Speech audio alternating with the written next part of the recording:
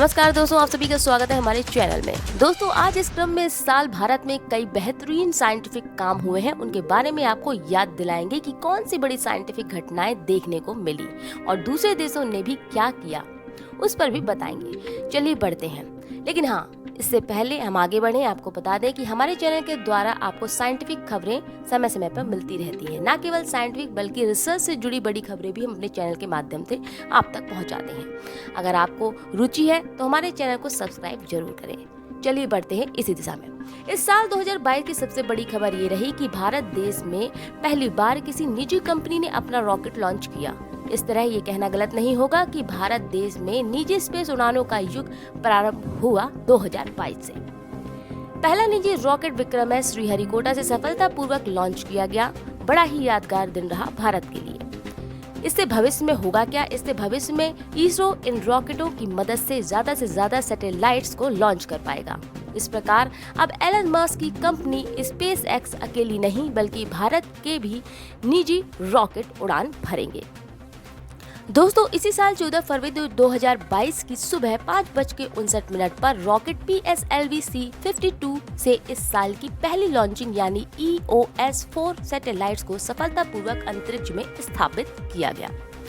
इसी साल 2019 के बाद इसरो ने देश का सबसे भारी रॉकेट LVM-3 लॉन्च किया। इसकी लॉन्चिंग श्रीहरिकोटा स्थित सतीश धवन स्पेस सेंटर से की गई। इस रॉकेट से 36 सैटेलाइट्स स्पेस में भेजे गए। इसरो ने इस साल एक जरूरी सैटेलाइट जिसे ओशियनसैट 3 कह रहे हैं उसे भी लॉन्च किया और 7 निजी नैनो सैटेलाइट्स भी अंतरिक्ष में भेजे। तो ये थी भारत की चर्चा। अब बात करते हैं दूसरे देशों की इस फील्ड में। बाकी देशों के मिशन की बात करें तो इस साल 2022 में 3 बड़े अंतरिक्ष मिशन पूरे हुए। पहला था जेम्स वेब स्पेस टेलीस्कोप, जिसके द्वारा खींची गई पिक्चर्स ने अंतरिक्ष को देखने का नजरिया ही बदल दिया। दूसरा था डार्ट मिशन और तीसरा था Artemis 1 moon mission. James Webb space telescope की लॉन्चिंग पिछले साल 25 दिसंबर 2021 को की गई थी, लेकिन वह 1 महीने बाद अपने सही स्थान पर पहुंचा। इसके बाद 1.5 महीने लगभग लग गए और 40 दिन के बाद इसने इतनी शानदार पिक्चर्स भेजी जिनका कोई जवाब न था। के द्वारा भेजी गई पिक्चर्स ने लोगों के मन में अंतरिक्ष के प्रति रुझान को और बढ़ा दिया। इसी साल नासा ने इस एक मिशन में स्पेसक्राफ्ट को एस्ट्रॉयड से टकरा दिया और इस मिशन को नाम डार्ट मिशन दिया गया। भविष्य में धरती को ऐसे एस्ट्रॉयड के हमले से बचाया जा सके, इसके लिए ये मिशन आया था। अब एस्ट्रॉयड के आने का जब भी पता चले, उनकी तरफ धरती से स्पेसक्राफ्ट छोड़ दिया जाएगा, जिससे कि उनकी दिशा बदल जाए और धरती को किसी भी तरह का खतरा न हो। और फिलहाल डार्ट मिशन भी सफल रहा। बात करते हैं मून मिशन की।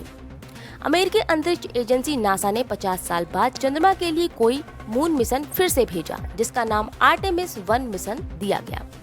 दुनिया के सबसे बड़े रॉकेट SLS से चंद्रमा का चक्कर लगाकर वापस आने के लिए ओरियन स्पेसक्राफ्ट को भेजा गया और 30 दिन बाद ये स्पेसक्राफ्ट धरती पर चंद्रमा का चक्कर लगाकर वापस लौटा और इस तरह ये मिशन यानी आर्टेमिस 1 मिशन सफल रहा। खबरों के हिसाब से आने वाले समय में आर्टेमिस 3 मिशन में इंसानों को चंद्रमा की सतह पर रहने के लिए भेजा जा सकता है। अब बात कर लेते हैं चाइना की। आपको बता दें कि चीन फिलहाल इस मामले में सबसे आगे है।